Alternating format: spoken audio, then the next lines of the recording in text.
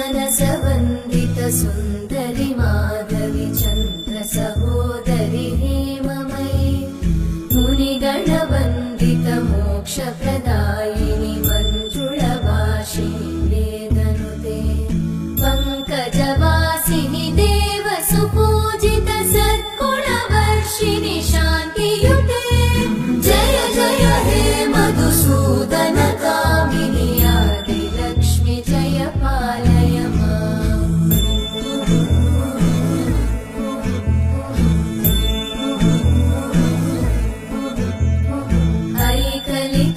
ऐकलिकल्मषनाशिनि कामिनि वैदिकरूपिणि